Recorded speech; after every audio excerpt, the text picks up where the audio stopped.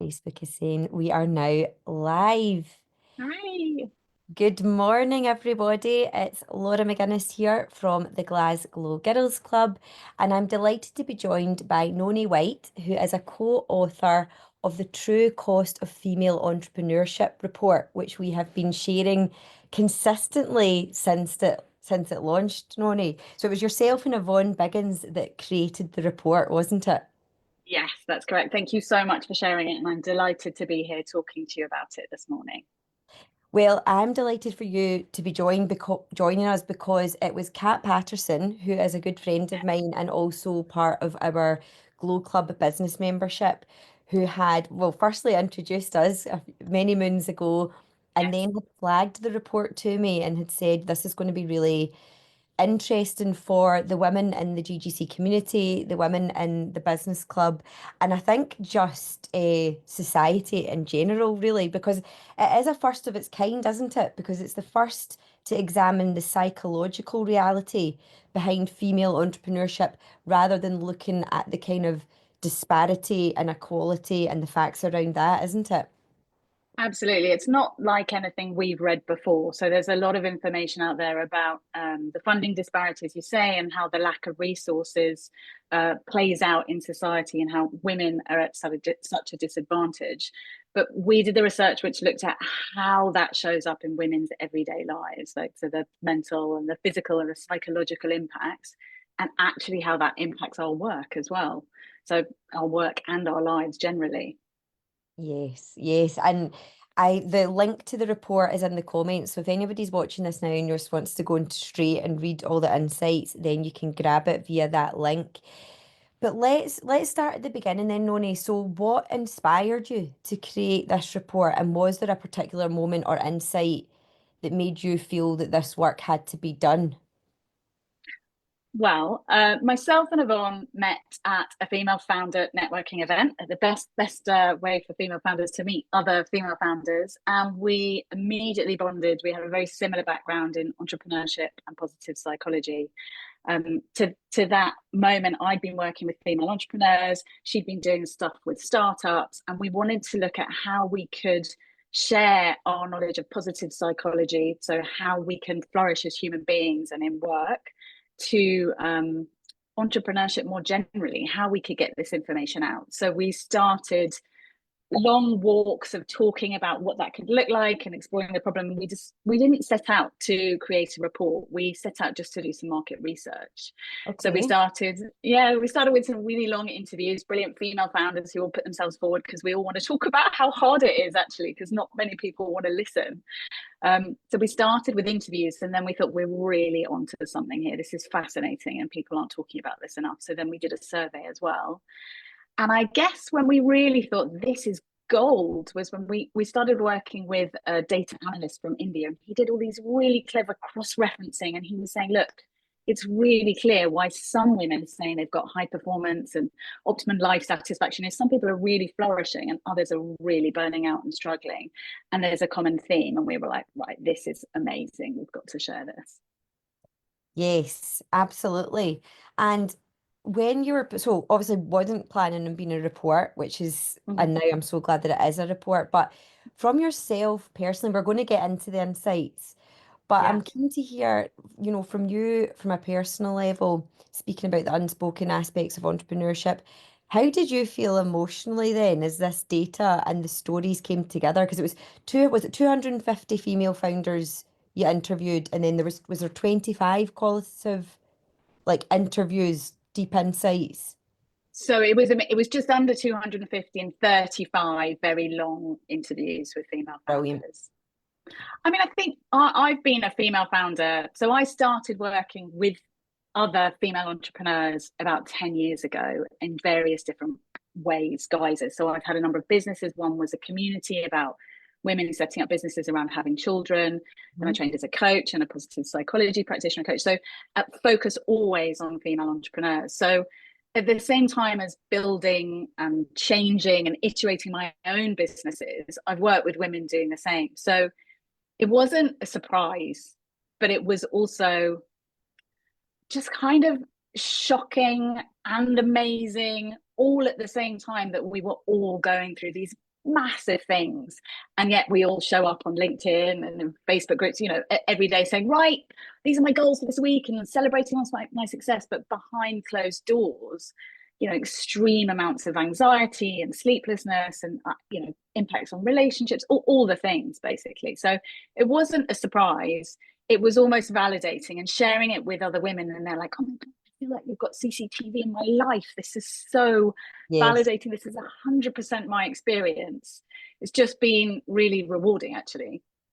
That was, you used the word that I was going to say when I read it. It was validating Yeah. because a lot of the insights completely reflect my own journey. There's overwhelm, there's all sorts of things going on, but there's also a lot of hope in the report as well, and we'll come on to that as well. So, would you say that the findings do reflect your own entrepreneurial journey? Obviously, you do work with female founders, but for yourself, and was there any findings that really struck a personal chord with you? I think even, Yvonne and I were laughing about it. We're experts in positive psychology and how to apply it to being an entrepreneur, being a founder, a startup, but we still fall into default patterns. So when we were doing the launch for this report, we weren't getting enough sleep. And we were laughing to ourselves because we could tell the cognitive impact, like we were forgetting words and we were a little bit more grumpy with everyone. And we were saying, even though we're experts, we're still experiencing the same thing. So 100%, the overwhelm, the sleeplessness, the anxiety, all of it, I have felt at various times. Yeah, and I suppose the blueprint, which we will come on to, not just obviously as the researcher and the kind of advocate for the report, but that will provide teachings for even you and Yvonne as the co-authors, as well as everybody reading it and everybody experiencing it too. Yeah, absolutely. Love it, love it. Okay, so let's have a look. Let's dig into some of the report highlights then. So one Mhm. of the standout findings is that 66% of female founders experience extreme isolation. Why do Yes. you think that this is still so prevalent in today's society? And what do you believe needs to change? I think it's a mixture of things. I think there's practical and psychological elements around it. I mean, I think when you run your own business, no one really understands it exactly as you're experiencing it. So even, if you're a solo entrepreneur, you're going through all of those massive ups and downs by yourself. If you're a CEO or founder with a growing team, you don't feel like you can tell your team, you don't feel like you can tell your investors, you can tell your partner and your family and your friends, but they don't 100% get it. They might get a bit bored of you talking about the same issues time and time again. So there's the kind of psychological loneliness piece that comes with being a founder, which is Yep, why community is so important, as you know, with the Glasgow Girls Club. yep, And then I think there's a practical side of it as well, in that, so when we looked at the women we spoke to, 60% of them were mothers. And I think that lots of us turn to entrepreneurship as a way of getting more control over our lives, more autonomy, more flexibility, more ways of constructing a life that works for us and our families. And in some ways, that gives us a massive well-being boost that we can do that. But in other ways, there are downsides to being an entrepreneur, which this report shares. But if you are choosing to a life that makes it easier to be home for the kids or do the odd pick up or drop off or every day or whatever you like, you're more likely to be spending time at home working, which is lonely. So yep. I think it's a practical, where we work vibe, and it's also the psychological, the responsibility, the worrying about everything on our own shoulders, and not feeling like we can share that with people. Yeah, absolutely. And I think sometimes when you're thick in the launching or growing of a business, you might not understand that it's loneliness that's affecting you because you're so busy. You're Yeah, maybe at the kitchen table typing away, or you're running about doing deliveries, or however that looks to you in your business. But actually, it might be, even though you're so busy and you don't feel like you've got time to be around other entrepreneurs or people in business, it is about making the time, because 84% of the women then surveyed said their lives would improve if they felt less lonely. That's right, isn't it? yeah. That's right. I mean, I think so. When we look from a positive psychology perspective, there's a brilliant theory called PERMA V, and one of the key elements of well-being generally, so feeling good and therefore making good decisions and having good business results, because as this hopefully shows, they're all connected. One of the key things is having positive relationships, and when you're lonely, you're lacking that. And that makes you feel a bit down, which impacts your mood, which impacts how you perform and your results. So we feel constantly like we're too busy for all of these things, too busy to exercise, too busy to see our friends, to have a hobby, to connect with people, to go to that networking event, whatever it might be. We're too busy because we've got too much to do. Again, that was one of the massive findings, that 61% feel like our biggest stressor is too much to do and not enough time. Yes. But what the research shows is when we neglect that side of things, it has a knock-on effect to our mood, to our anxiety levels, our emotional stability, and therefore in what state we're making decisions and how we're performing work and our business results. And I think that's so interesting as well because self-care and you speak about the importance of having fun in the Yeah, report, like away from work. When you are so busy, building, growing, scaling a business, these are the things that get chopped off first, aren't yeah, they? It's the things that you're like, do you know what? I mean, I don't know how many times I say it to myself, I just need to get through this. yeah, And then I will go out for the big walk in the woods, or I'll say to my friends, let's go out for coffee or cocktails or whatever. It's always that kind of self-care element is always the first to go. But what your report clearly highlights is that actually the self-care piece and the having fun make you perform better when you yeah, are working. yeah, a hundred Like percent. it's nice to have that reminder. Yeah. I mean, I know it from the positive psychology research that Yvonne and I know all of these things, and that's what I work with my clients on, is kind of giving them the fuller experience of life for them to see that actually they can live a happier, more fulsome, balanced life and do better in work. But so we know that, but then to see it actually show up in the data that, look, there's this percentage who feel that they're enjoying the journey, doing better at their work, performing well, loving life. And this means that when you looked at the data, they were doing all of those things, was just awesome. Just to see it reflected, and the women that we spoke to was just like, yeah, it So makes all the very, difference. yeah, very clear on the women who are putting their self-care and their, personal needs as Yeah, high priority, that they're enjoying their life more, which is totally understandable. yeah. Okay, so some other key facts. So 83% are experiencing high stress of the Mm-hmm. women that were involved in this study, 54% experiencing burnout. Yeah, That's very high, it's isn't it? massive. Yeah, Yeah, it's these are, really high. yeah, And the next statistic that comes with this is the paradox is like, why would anyone choose to be in a job, right? That's 83% extremely stressful and yeah, over half are burning out regularly. Like, why would you choose that? But then when we looked at it, the women were like, loving life. Like, I'm so happy doing this. And yeah, that's the really paradoxical thing about entrepreneurship. It's actually reflected in other research around entrepreneurs generally, not just female ones, that we okay, do have these well-being boosts from autonomy and from purpose and from flexibility in the things that matter to us, and being able to say, well, community and female empowerment is really important to me, so I'm going to spend every day working on that. That gives us well-being boost.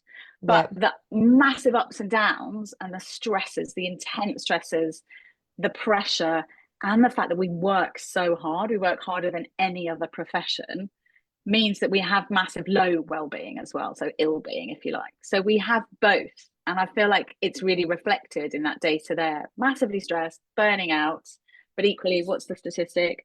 97% of female entrepreneurs said they were enjoying their journey, and 66% reported high life satisfaction. yeah. It is a real paradox, isn't it? Yeah, and Yeah, most of us wouldn't do anything else. yes. I know that is so true because I speak to the members of the Glasgow Girls Club Business Club, which is called the Glow Club, every day. We do events, we're in our private group and everything. And that is very much so reflected. In fact, all the stats are reflected in the conversations that we have Yeah, because, there is, it is a roller coaster ride when you own your own business. And yeah, sometimes when you're on the downward, you start thinking to yourself, right, I'm just going to go and look for jobs. I'm just going to, yeah, but so many times you sit and you think to yourself, I know that I value the freedom of yeah, what I do so much that I don't know if I could go back into employment. But yeah. you're burnt out and your cash flows are stress and everything. So yeah, I mean we just talk about it being a roller coaster ride with plenty of loop de loops. But yeah, it's good to It's see it exactly and what it is. actually put down in a report. Yeah, Okay, let's have a wee chat about the mental health stats. Like, so we've mentioned burnout, sleeplessness, physical health issues. They're all really quite sobering. Do you yeah. think the current entrepreneurial landscape that we're living in underestimates how high the emotional cost can be of running your business? I mean, I can't speak for the people, I can't speak for anyone else. All I can say is it's not reflected in how founders are looked after because Hmm. what became really obvious was that the primary barriers to success were a result of the biggest causes of stress. And it all came down to money and resources. Yeah, So we have, the key sources of most intense stress were cash flow and investment. It's all about money. And if yeah, you haven't got the money, you don't have the energy, the time, the capacity, the support you need to do your best work. You're constantly overstretched. So you're doing more things than you should be doing, ideally. You've got too much to do in too little time. So it's a direct result of lack of funding, lack of support, showing up in how we're experiencing life. Massive resource gaps, finding it enormously difficult, and therefore neglecting ourselves. So, not exercising enough, not getting enough sleep, not having good quality of sleep. So, yeah, as you said, 59%, I'm just reading some of the stats, yep. 59% experience sleeplessness, 45% experience low mood, 46% do less exercise than before, 43% experience negative thinking, 42% feel overwhelmed, 40% don't consider themselves to be functioning optimally, 40% experience emotional reactivity, 19% depression, 15% panic attacks. It's not cheery. No, no, it's definitely not cheery to actually see the stats written down, but I'm pretty sure, when even when I was reading those stats, I was putting myself into some of those categories and I was thinking, yeah, this is the truth behind how we sometimes feel. And as you say, cash flow, investment, because women are so lacking in investment based on the stats that are out there, is at one point, did you report 1.8% of female founded businesses received, just 1.8% received a total equity investment value back in 2023. Yeah. So So it's less than 2 pence in every pound goes to a female founded business. So more than 98% are going to men.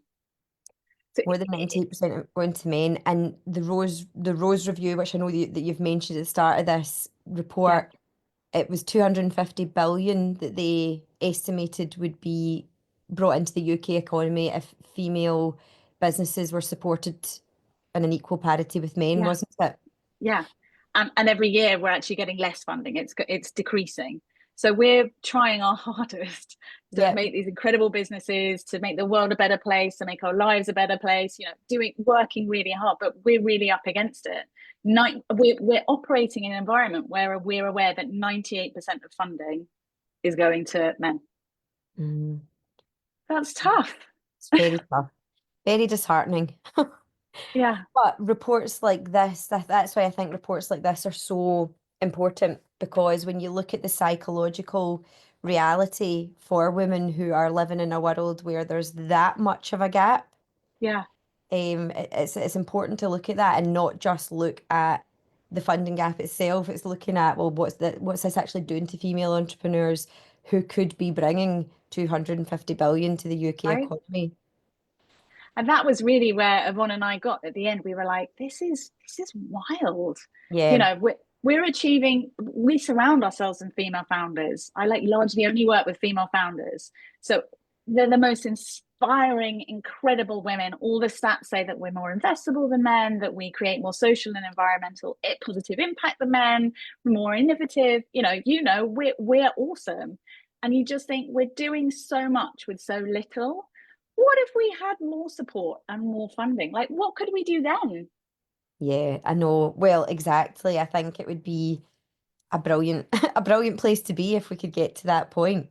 Yeah, Okay, brilliant. So, a lot of the businesses then that are in the Glow Club community are B2B. A lot of our business members as well do have a female founder target. That's who their audience is, that's who yeah, their clientele is. So what I loved about this report as well was sharing it with them to be able to look at, their own business offering and how they could actually utilize yours and Yvonne's stats from this to help support their clients further. yeah. Um, what do you think? So, if there was an entrepreneur with a female founder focus, what kind of tips would you give them in relation to your report when it comes to marketing, targeting, messaging?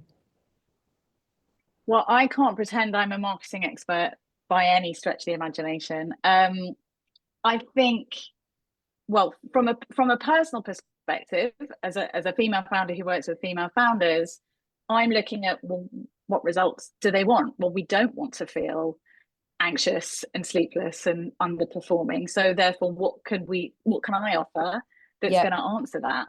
So you know, off the back of this report, I'll be offering a mastermind that speaks exactly to those best practice and helping with accountability and, helping people develop the skills they need to thrive. So brilliant. that's one way that you can use these statistics, is working out, well, how can I help my other female founder peers function better and feel better and therefore do their best work? Because I think that really is the key point, is that we need to look after our well-being, even though by default we want to ignore it.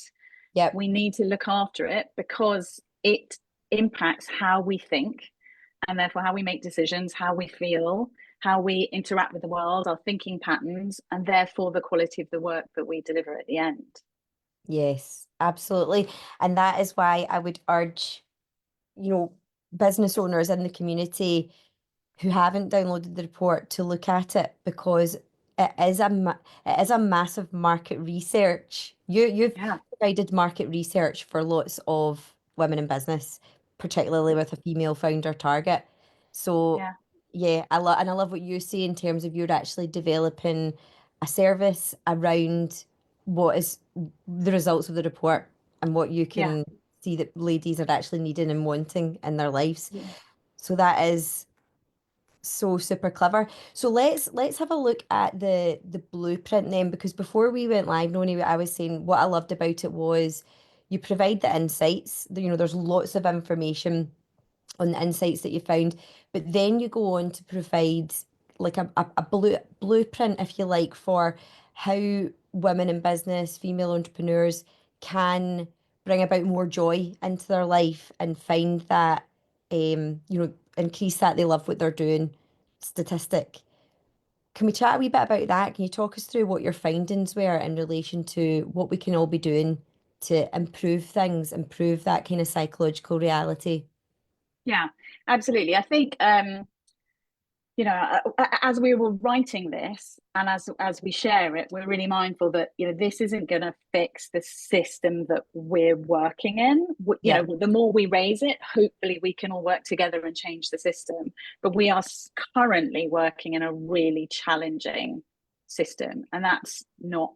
I think if anything, hopefully sharing this information makes people realize it's not them, it's the system. yeah, So it's not how they're not coping well or they're not cut out to be a female founder. It's like, actually, it's really hard for everybody. yes, um so I think that's really important. And then what this showed, that was within this system, there were some founders who were making different choices. So they were working and living in a slightly different way that was enabling them to flourish rather than be that 54% who was burning out. So we cross-referenced all the data, analyzed it, and we were able to pull out 6 things that people were doing. Shall I talk you through them? Please do. Okay.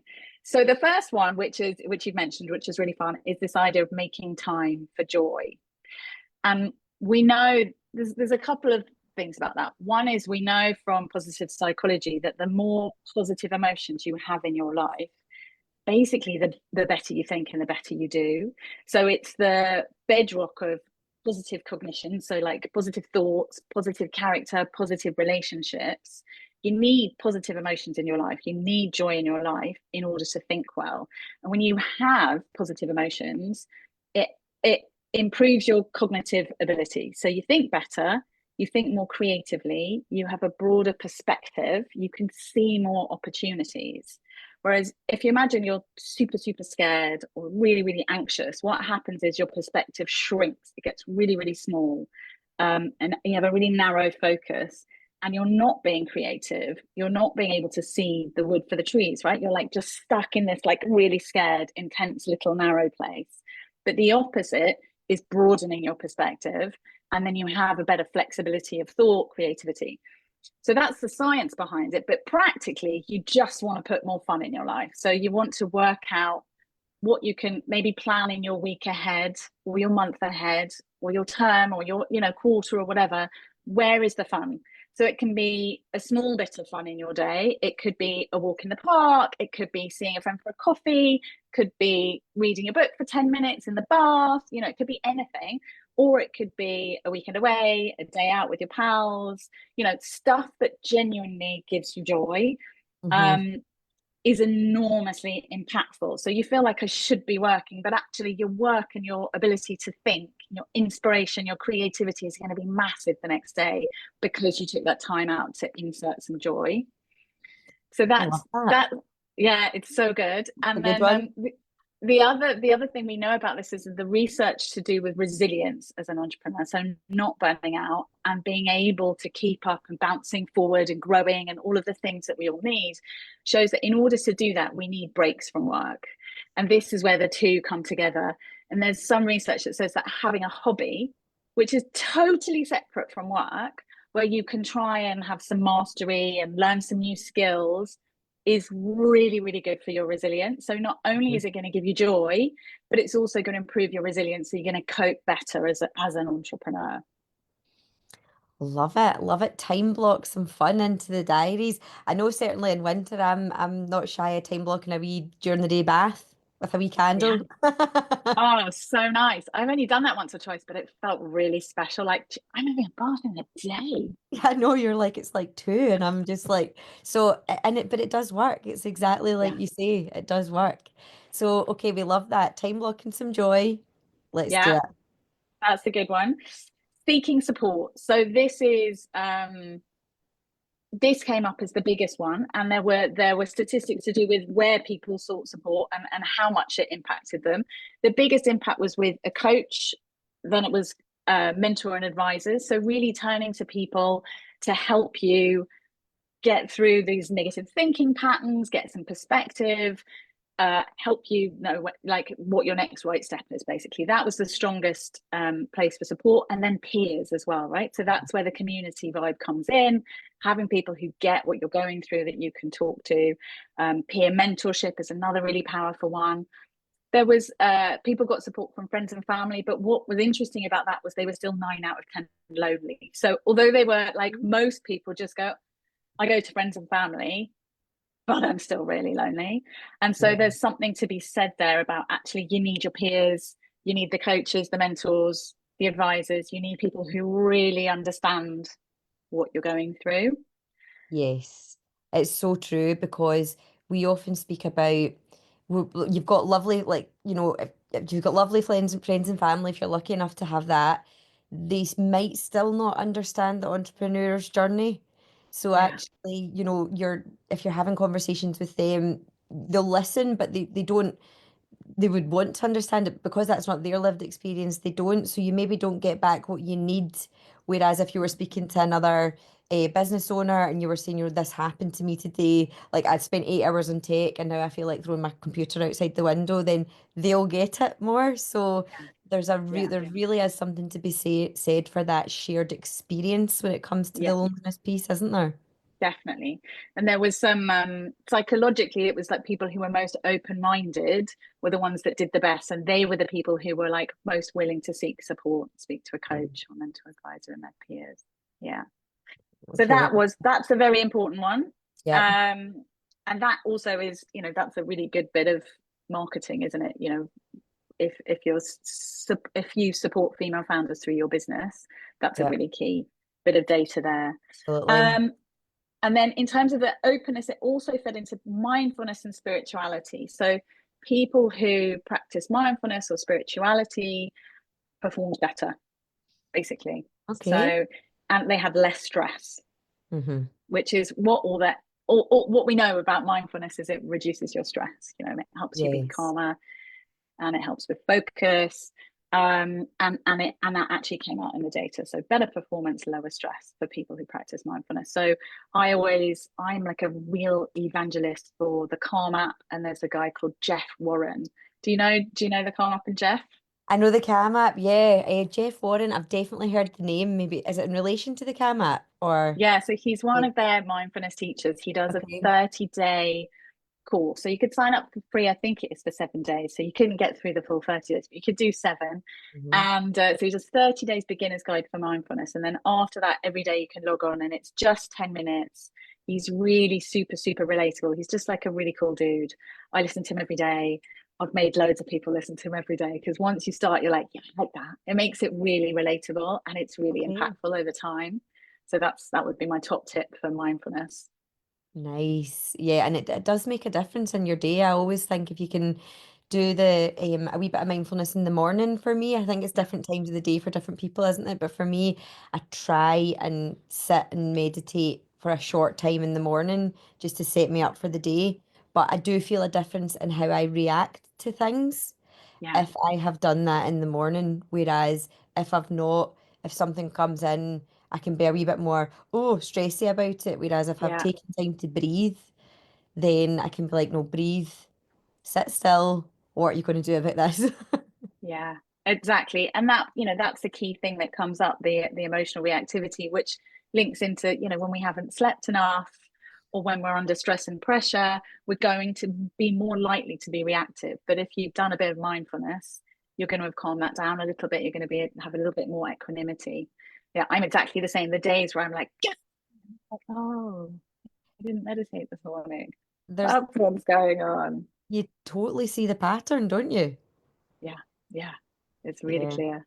Okay. And then so then we did the way we found this next one out was we asked people about their most important goals. And what we found was that people that valued health and fitness as a top goal over the people that were obsessing about their finances actually had better performance and they Wow. had better sleep and they had lower stress. So that's another key thing. Again, we know it. It's kind of common sense, but it's not necessarily common practice because we go, yeah, we know we should exercise more. We know it's good for us, but we don't necessarily do it. But what this showed was the founders who were not burning out, who were flourishing and performing well and were less stressed, were prioritizing their health and fitness. That's so interesting, isn't it? Because over the founders who are prioritizing finance, your brain just automatically thinks, okay, if you're focusing on that, you're going to probably build that quicker. But actually, the findings say that if you're focusing on health, that builds quicker. It's almost the Yeah, opposite of what you would expect, isn't it? yeah. But I think if you take a step back and think, well, what's that doing to how your mind's functioning, how reactive you are, or how anxious you are, again, it's that how your brain's working. So if you're anxious about money, you're feeling really scared and you're just focusing on it, you've got that narrow perspective. Whereas if you're taking time to do something that's good for you and you're going to feel happier, you're going to have that broader perspective, think more innovatively, flexibly, see more opportunities, you're going to do better. Yeah, I know, and absolutely the way you describe it makes complete sense. I think when you're in a fear state about finance, which the report shows that lots of ladies are when it comes to cash flow, because I think that's Yeah.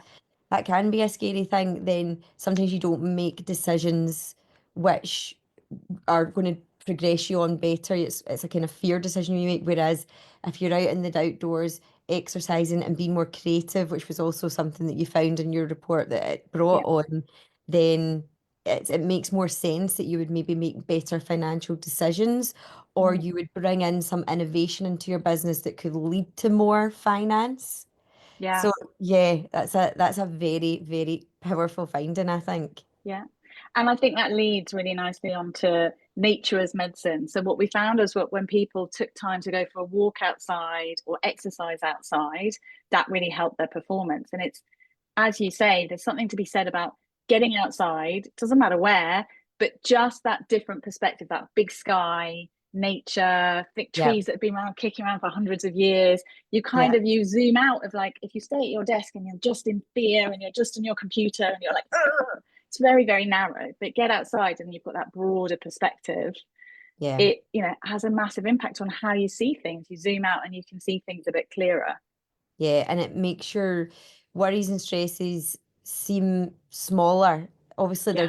they're still there. You still have to manage them, but it makes them seem. I find personally as well when I stand next to the sea or Yes. a big massive lock or anything, it seems to minimize the stresses that I've got going on in my head because it just makes you feel as though there's just bigger things going on. Yeah. There's some research into green exercise and blue exercise. So green exercise is just being in nature for just 5 minutes impacts your well-being. And someone talks about if you then exercise outside, it's exercise squared. But then if you add a bit of blue, so a lock or the sea or whatever, that impacts your well-being even more. So you've got kind of double bubble there. Nice. Yeah, and actually Yeah. that is definitely lived experience for myself. So, okay, fantastic. And then the final one, which kind of links to the seeking support, is managing negative thinking. So the people who said that they were actively managing their negative thinking perform better.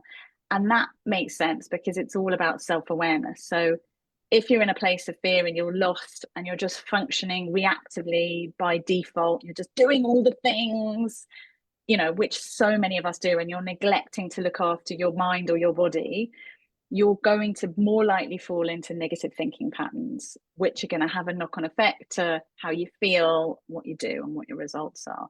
But the people who were able to build that self awareness piece to know that they were going into a typical self sabotaging thinking pattern and then take action to change that did better.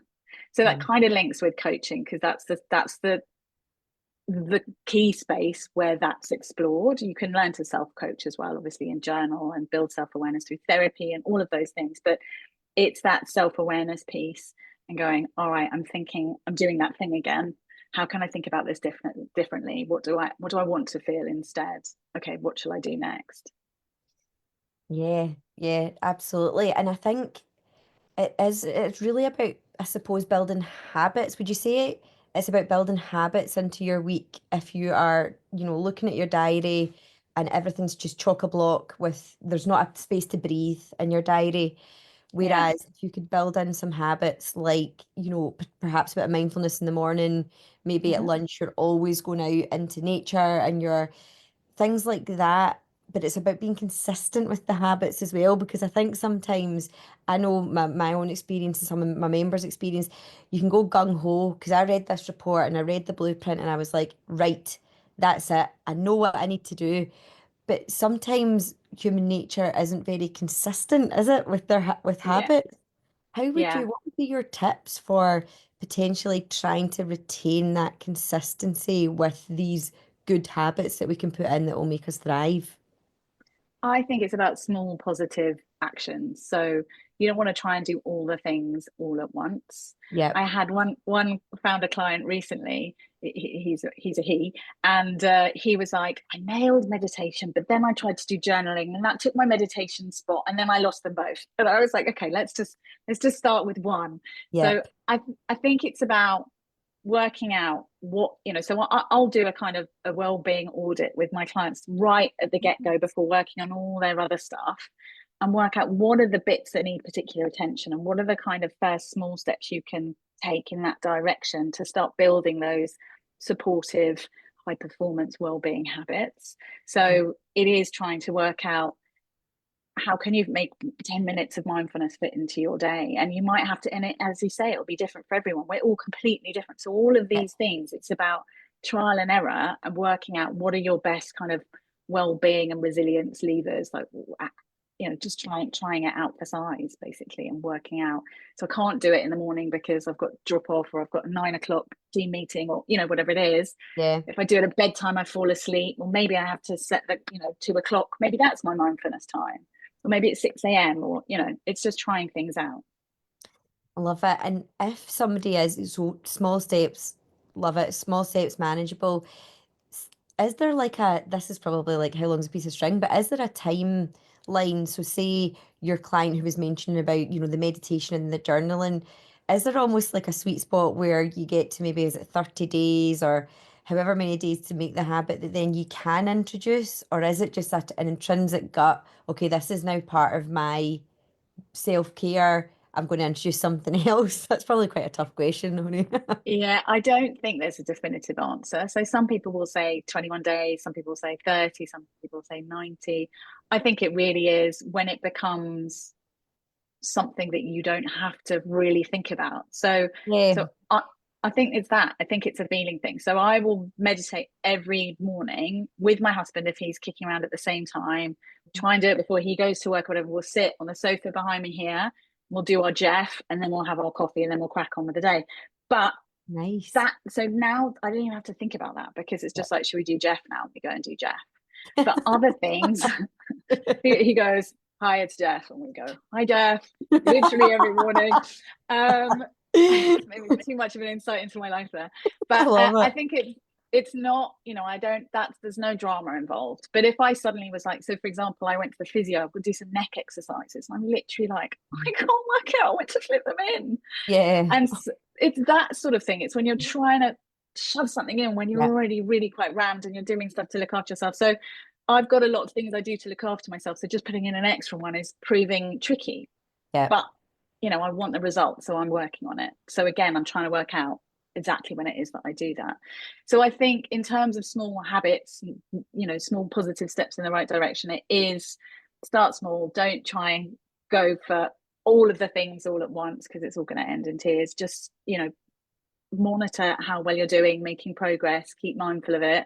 And when it feels like it's not a stress, you can add something else in. Yeah. It's almost like it feels a bit like a non-negotiable in your day. Like you're like, no, that's definitely happening. And then it's, I suppose then, right, okay, I could probably put something else in. And there's maybe a Yeah, lot um people listening that already do some of the elements. So it's maybe yeah, not about installing the full blueprint because they probably already do bits and pieces. It's yeah, maybe just looking at, right, okay, what could I do that would increase my I suppose my feeling of thriving and not surviving yeah, in a yeah, day or a month. exactly. Yeah, Okay. I would like look at them all and think of your week ahead and think, do I feel like I've got enough support at the moment? What do I need to do? Do I need to go to a community call? Do I need to go to a networking event? Do I just need to speak to my friend who understands? Or, am I getting in my exercise this week? So, for example, in terms of habits, like I would never have a week where I don't exercise, because of a Sunday, I look at my week ahead and I look at what's going on in my diary and what I can put in when, because I know I feel rubbish if I don't do enough exercise. So but maybe once upon a time I wasn't like that, but that's just, I've done it for so long now. That's how I view my setting up my week. So Yeah. I think it's about working out where you need to put attention, and just tweaking it a little bit, just giving it a little bit more of nature, a little bit more of support, um, and yeah, just taking it week by week. Oh, I love it. I love it. So what is it? We've touched on some of the stats, touched on a good number of stats from the report. I would urge people to actually download it though and go through each of the insights. And we've really had a good focus on the blueprint, which is the really positive aspect of it because there Yeah, is, there are things, tools, communities, things that you can do to help with, improve upon maybe some of the more negative stats. What is your and Yvonne's dream with the report? What would you where would you like it to go next potentially? I think we want to share it far and wide. with founders so they can learn the tools that they need to help them flourish in the circumstances that we're in. And let's be honest, this blueprint will help every human, whether you're a Yes, female founder or a male founder, absolutely. anyone. It's all good stuff. But learn that these have been proven to help people in your situation, and shuffling your life a little bit to get more of these into your life is going to really, really pay dividends. So I think there's that. And then we're also speaking to people in the ecosystem, so the accelerators, the investors, anyone who's involved in supporting female founders, to raise awareness that these are the things we need to be doing in Yeah, order. Oops, I've lost my ear. These are the things we need to be doing in order to thrive and not yeah. burn out. And so we need to be supported.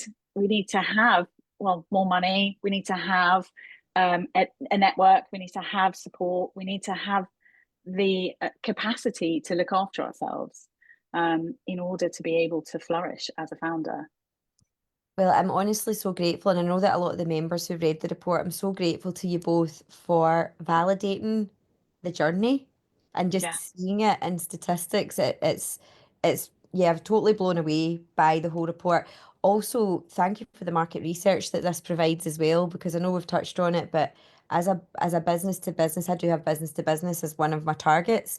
This mm-hmm. is so useful and so helpful for me because this is the type of thing probably like you and Yvonne at the start, I would be like, okay, I'll need to go and research that. But what you've done is you've provided not only great information for, humans in general, as you've mentioned, Yeah, but also amazing information for people in business who have yeah, got, female founders or founders as a target. yeah, So yes, thank you so much for that. And Oni, you also touched on, so you and Yvonne, Positive Entrepreneurship is yes, a brand that you have both created, but you've both got your own things going on as well. So I'd love to hear just a wee bit more about what you do separately yeah. from Positive Entrepreneurship and how anyone listening to this could contact you and maybe find out a bit more about your services.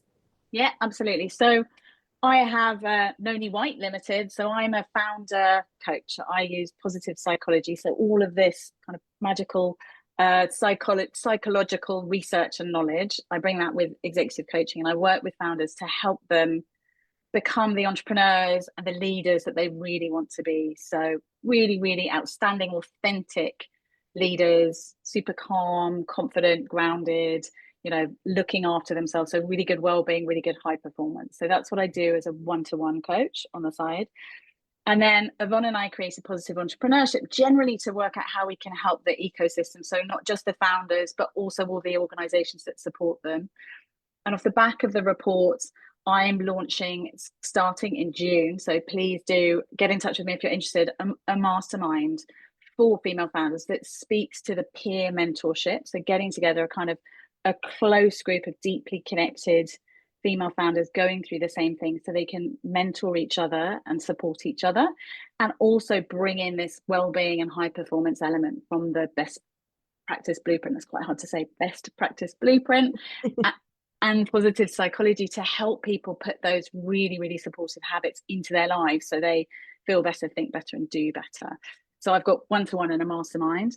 And Yvonne separately, under Positive Entrepreneurship, she's going to be providing the services for the investors and the ecosystem. So to really provide workshops and support services to help them support founders better. And Brilliant. she also has a separate coaching business as well, where she works for people coming out of corporate who want to work out what they want to do next. What a powerhouse duo you both are. I would love, Noni, if you could send me links Yeah, so that I can put it in the comments of this yeah, live, because I know that lots of members will potentially watch it later on or, further mm-hmm. down the line. And I know that they'll be thinking, how can I reach out to these incredible, incredible women doing incredible things for the female founder ecosystem and beyond as well. Yeah. So I Would have love that. I've been so enjoyed this chat, and I'm very conscious of time because it's coming up for the hour. And I'm like, I feel as if I've got way more questions about everything, Oh, but I think people, first step, go and read the report for anybody yeah, that hasn't. And yeah, yeah, see what the insights are, look at the best practice blueprint, and whether it helps you personally or whether it helps you in business, it's an incredible piece of work. So thank you so much to you and Yvonne for co-authoring it. Thank you for helping us share it. And if anyone has any questions, they want to put it in the group, Laura and I, we can talk about them and I can get those answered for everybody. Thank you so much for that. That is absolutely brilliant. Okay, I'm going to end the live now. So see you all soon. Thank you so much to Noni for joining me and enjoy Bye. the Thank rest of your you. day. Bye. Bye.